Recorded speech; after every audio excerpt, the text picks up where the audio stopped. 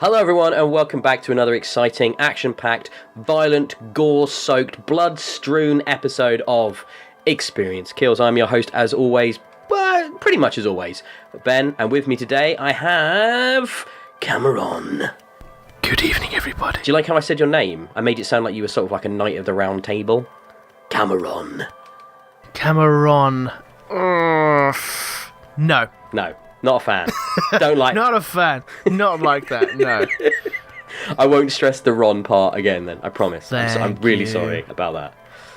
And I think there's only one way of introducing the game we're talking about today, and that's just to say, Mortal Kombat! Oh, we tried. Dun, dun, dun, dun, dun, dun, dun, dun, dun, dun, dun. Which is hilarious, because whenever I think of Mortal Kombat, I think of that introduction and that music. However, that's only in the films. Well, technically, as quite an avid Mortal Kombat fan, there was Mortal Kombat, and I believe it was Shaolin Monks. Oh god, okay. Yes, it did have a screaming start. Ah, a deepest of cuts there. I didn't know that at all. Oh yes, don't get me wrong, it didn't follow up with the most obscene 90s techno you'll ever come across, but definitely had the old screamo in it. Fantastic. Okay, I'm glad that's made it into at least one of the games. That makes me happy. Woohoo! It's very good. What was that noise down you with just it. made? That was weird. I was happy. Oh, okay. I was just woohooing. Oh, okay. As a strange little chirpy woohoo. That's very nice. You don't get a lot of little chirpy woohoos in Mortal Kombat 11, I have to say. It's much more guttural screams of suffering and just the most horrendous finishing moves. and fatalities that are just incredible every single time to watch and to do. They are so much fun. They have, as gory as they are, they have never been better. No, truly not. No, truly never been better. I mean, you haven't played Mortal Kombat 11, have you, Cam? But you've been recently playing a bunch of 10, yeah? Oh yeah, I kind of got ready for it. I've always been a big fan of Mortal Kombat. I really have. I used to play the original back on a Mega Drive. Yeah, that far back. So yeah, getting ready and playing all the X-rays. I've been doing a lot of fatalities. I say a lot, maybe 1 out of 10 fights I get a fatality because I'm terrible at them, to be honest. But yeah, getting into it old school, and I went through the story again. So it'd be interesting to see where they take it from there. So that's what I'm going to ask you. Where would you like me to start? Do you want me to talk about the story, without any spoilers, obviously? Do you want me to talk about just like the core fighting mechanics, or do you want me to talk about the sort of ancillary modes, you know, the towers and the crypt and things like that? Kind of brief summary of the story. Sure. I can assume a lot of the combat's going to be very similar. If there's been anything additional, it'd be cool to see. But yeah, I want to see some of the extras as well, like talents and stuff. So start with the story. Okay, so I love the story mode in these games. NetherRealm do the best job with fighting game stories. They do it better than anybody else. They piss all over the Tekkens and the Soul Caliburs and the Street Fighters, you know, with their Injustice games and the Mortal Kombat games. And this is no different. It's basically this cheesy, over-the-top action movie that you get to play the fights, you know, within. And it's incredible. You know, it's just brilliant how the fights seamlessly kick off from within quite a lot of story and a lot of narrative, and it's a fairly complex one because I don't think there's any big spoiler here to say that it's dealing with time travel in this particular iteration.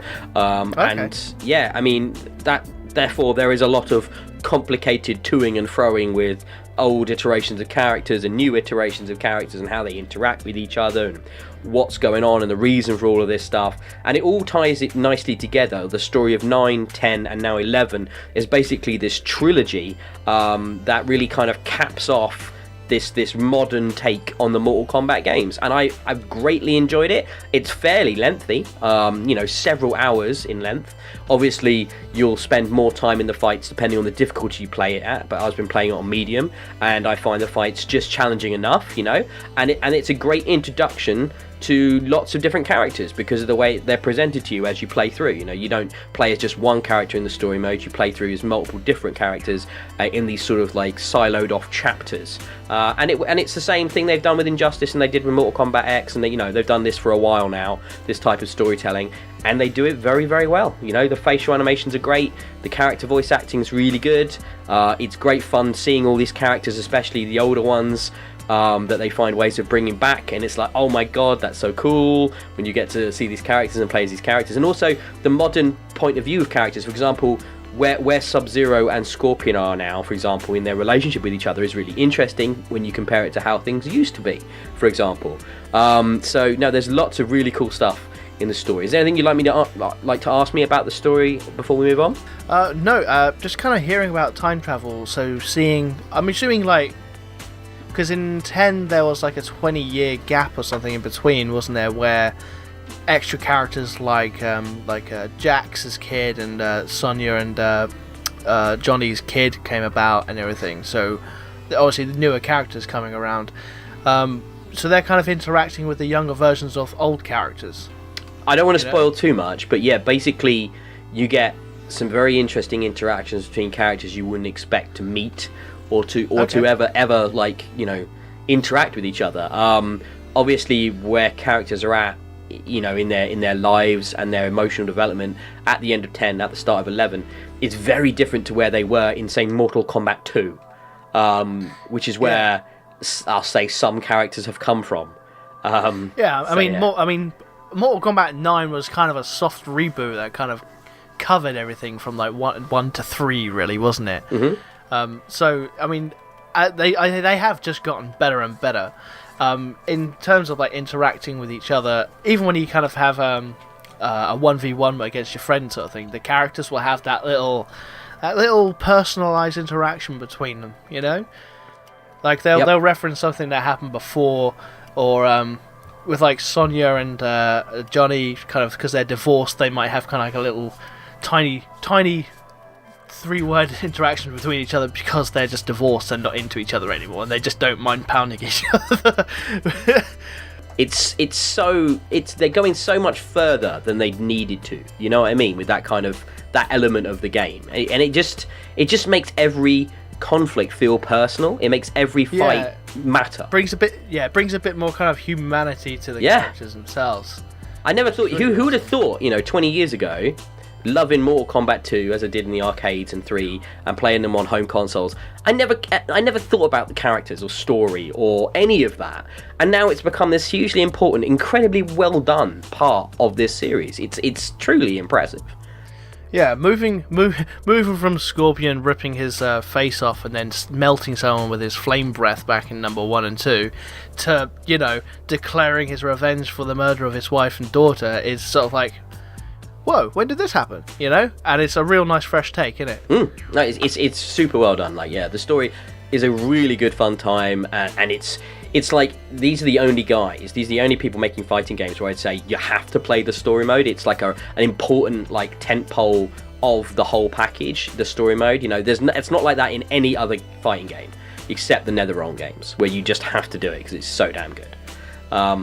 Shall we talk about? Yeah, should we touch on the sort of the side bits now?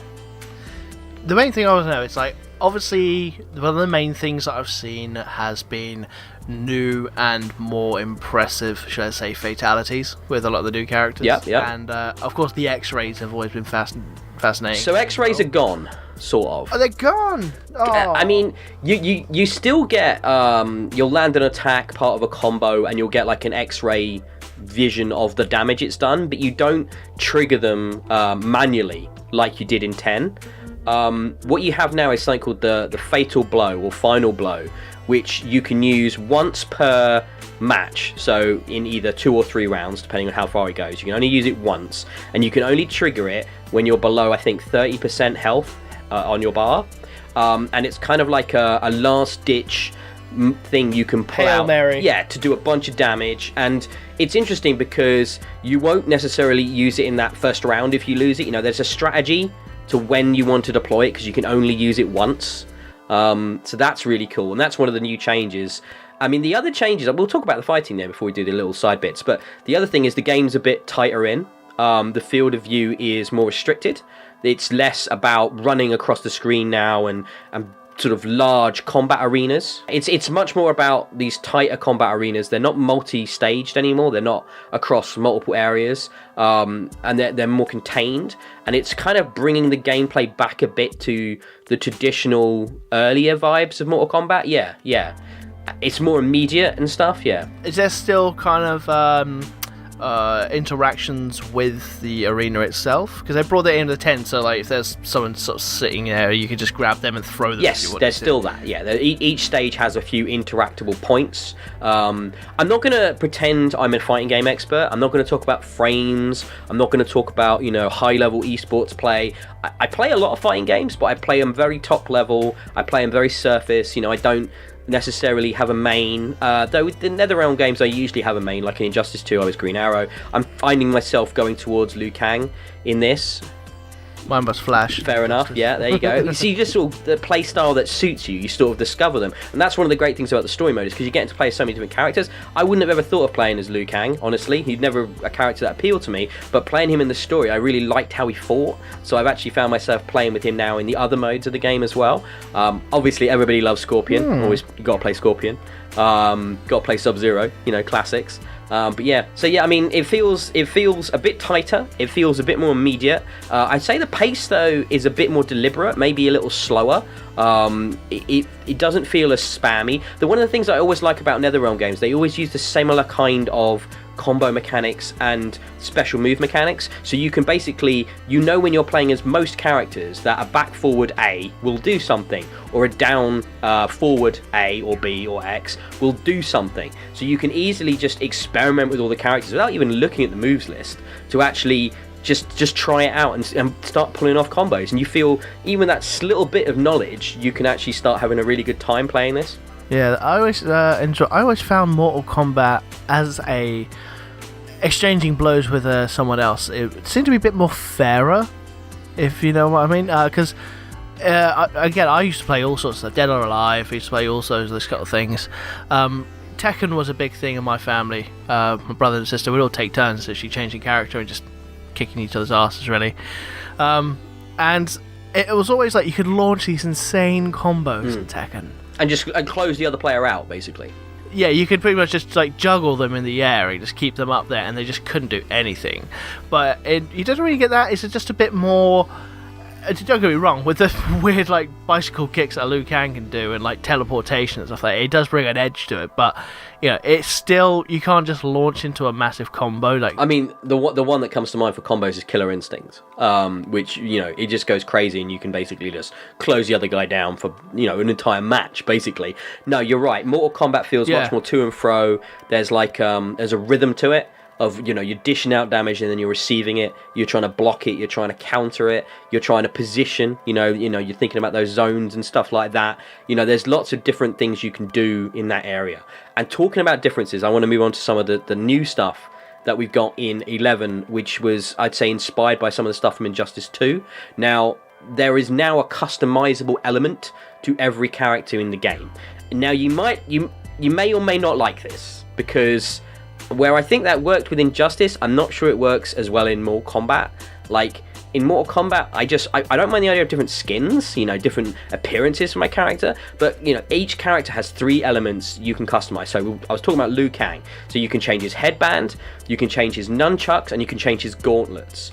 And that will give you, at first, it's just a cosmetic alteration, and then you can level up those things you've changed, and as you level things up, you can add augments to them, and the augments will actually give you gameplay differences. Now, this usually only applies to single player modes through in the game. It doesn't apply to online battles, which is fine. Okay, but cool. It just feels, and it ties into this new version of the Crypt, and it just feels like it's overly complicating the sort of the formula of Mortal Kombat a little bit. It feels a bit unnecessary. It's cool to make your Liu Kang look unique, and what it is fun is when you're doing the towers and when you're doing just random fights against the AI. Each time you face an opponent, they're going to look different. You can face a Sonya Blade, and every time she'll have a different hat on, or a different pair of sunglasses, or a different set of guns, or something like that. Or she might look like her original counterpart from like 1 and 2. So that's cool. I mean, and every character has like so many skins, like 20 skins each, that you have to unlock through all kinds of different things. Now let's talk about that. man, the crypt is ridiculous. The crypt is huge. It's a third-person, almost like adventure game where you walk around as this unnamed ninja exploring Shao Kahn's island from like Mortal Kombat 2, which is freaking awesome. Don't get me wrong. And then it's filled with these chests. Now the chests, what they've done in this game, they felt like they'd randomized the content, but they haven't. What they've done is they've randomized the placing of the content. So everyone's crypt has the same things in it, but they're all in different locations. So there's no map you can go on online and find where everything is and what you want. You know, you can't just target, say, Liu Kang stuff. You have to just open things and hope to find something good, because there's so much crap in this game, mate. They've put crap upon crap upon crap. It's like you've got concept art, you've got these augments I mentioned, you've got 5 million different types of currency. You've got things I'm still struggling to understand what they do and what their implication is. And it's just a bit like, so at first, when you first play this game, it's like, is this some kind of way of forcing the player to spend money in the game? And it's like, oh, Warner Brothers have a bit of history for that with, like, you know, the loot boxes and stuff in the Lord of the Rings games that they did, Shadow of Mordor and Shadow of War. But no, it's not quite that. It's more like they're trying to make it the game, you know, have some legs and force you to really spend some time with the game, because there is one kind of currency you can buy, right? Microtransactions, and then you can use that in the shop to buy things that rotate into the store on a, I think, 24-hour basis or a couple of days basis, and then those things can be found in the crypt. Some of them are exclusive to the store, and things like that. So it's like it's not as gross as it could be, but it does still feel unnecessary. It feels like they've made it they've made it too difficult to get the stuff you want, which is skins and equipment. You know, the main things you're going to want to use to customize your characters, which is it's just a bit unfortunate. It leaves a bit of a sour taste in your mouth, especially when you're doing these towers, which was in Injustice. You know, they had the metaverse in Injustice 2. So they brought that into Mortal Kombat. So these timed towers with these different types of challenges. Now the problem with these towers is they are really, really hard, because they often have sort of buffs to the AI opponents you'll be facing that are things like, you know, they'll fire projectiles at you, or when you get close to them, they'll suck the health out of you, or things like that. Or double damage or something. Yeah, or do more damage. You'll be able to call in support. And you, of course, have your own things you can use to counter those, but they're all consumables that you're going to find in the crypt. So you have to kind of grind the game to open the chests, to find the stuff, to make it possible to go through the crypt, to go through the towers, to then get more currency so you can go back into the crypt. Okay, trying to kind of bring it full circle. Yeah, it's a loop, and it's a clear gameplay loop that's encouraging you to play the game, and I get that. It's just a bit tuned towards suffering. A bit too grindy. Yeah, and they've acknowledged this, and they've said there's a patch coming next week and stuff, and they're going to give us a bunch of currency, and they're going to make the towers easier and more easy to complete and stuff like that, and less punishing. So they're listening to the community, but it was a little bit like, oh man, this is hard. I might just play against the AI in regular matches, because this is too much of a commitment, of a grind. Like, I thought Injustice balanced it really well. They did something similar with the rewards you got from the worlds, and then you get the chests. Wouldn't you get chests in Injustice? It was similar to that, but yeah, I enjoyed the whole customization, because like you in Injustice, at least anyway, I enjoyed them, because you can kind of make the character your own for a little bit as well. And the only thing else to say is I didn't enjoy was, I'm not a huge PvP online, so I think I'll have a game with some friends because I enjoy it. But I'm not a huge PvP man. So when I'm just starting off and trying the online, and suddenly I'm paired with someone with equipment that's like way out of my league or thing, you know, I honestly, I'm sure there's some sort of balancing they do have going on. But I played against a friend of mine that has, like, you know, top tier everything on a Superman, and I was just starting off being the Green Arrow, and I was just like, I hope I have kryptonite arrows. And you're just dead. Yeah, you're just dead instantly. Yeah, pretty much, yeah. Like a regular punch, smidge off. Yeah. Yeah, I mean, I played online as well, because I'm going to just test the netcode, and it's still really solid. It's just as good as Injustice. They still do that thing where you can see if people are playing on Wi-Fi, and if you want to avoid those people on Wi-Fi, you can do that, which is kind of an acknowledgement of how hardcore the fighting game scene can be, and I respect that. That's fine. And So they give you an option to play with hardwired. Yeah, people, you basically can see if somebody's playing on Wi-Fi and just be like, no, I don't want to play them. You can just say skip, basically, and then it just keeps matching you until you find someone with a wired connection. So I've talked about the three kind of tenets of the game now, and I think two of them are fantastic. So the game plays great. The fighting is the best it's been yet. I think it plays possibly like the best Mortal Kombat ever. Especially on the modern platforms. I don't know if I could compare it to like Mortal Kombat 2 back on my bloody Mega Drive or whatever, but on my SNES. But like it's kind of impossible to draw that parallel. But it plays incredibly well. The story is fantastic. There's a bunch of modes. There's the towers I was talking about. There's classic towers as well, which aren't quite as punishing as the ones I was talking about, and they're the big problem. There's the crypt, which while it has this inherent issue, is also incredibly cool to explore and get around, and it's really cool just poking around Shang Tsung's island, which is badass. If you know that location from the Mortal Kombat lore, it's super cool. So there's a lot of things to like, and of course online is just as solid as ever. So there's a lot of things to enjoy in this game. It's just like they are listening to the fans, and they are tweaking things, and I'm so happy about that. And I just want to say that that's the right way for NetherRealm and Warner Brothers to be going with this. That they are listening and that they are making these corrections quickly. The game's only been out like not even a week yet, so that's fantastic. So I think this is a really, really good game, Cameron. I think you should definitely check it out. So let me just say, I should probably mention thank you to Warner Brothers for sending me a copy of this to look at the game and to review it.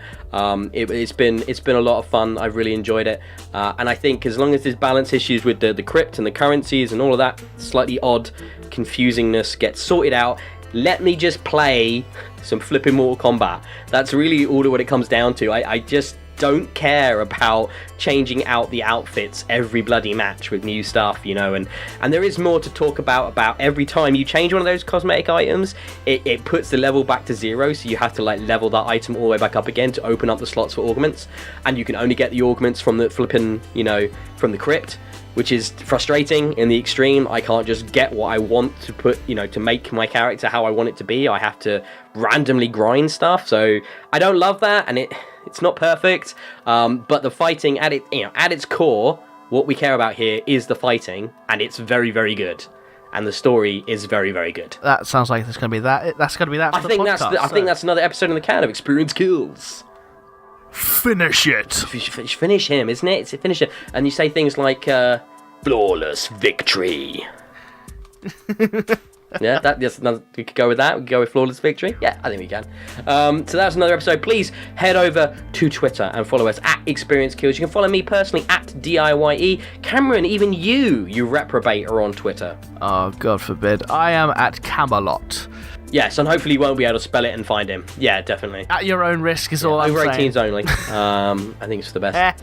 Well, you can obviously get onto our YouTube channel, like this video if you've enjoyed what you've just watched and listened to. Please subscribe to the channel. It's growing every day, which is fantastic to see that people are enjoying this. There's no silly Patreon. I don't put any ads up. I just ask for a subscription. That's all I ask. You can forget about us afterwards if you want. Just subscribe, that'd be really helpful. All of these as well, all other videos are available on iTunes and Spotify and on your basic RSS feeds for your listening pleasure. And I think we'll be back quite soon with another exciting video. What do you think, Cameron? I think I might take a holiday to Outworld and see how it goes from there. Yeah, I mean, depending on who's ruling it, it might actually be kind of cool. If it's Kotal Khan, it's going to definitely be better than Shao Kahn, yeah?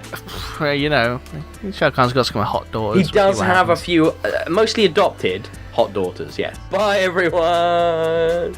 Bye! Mortal Kombat!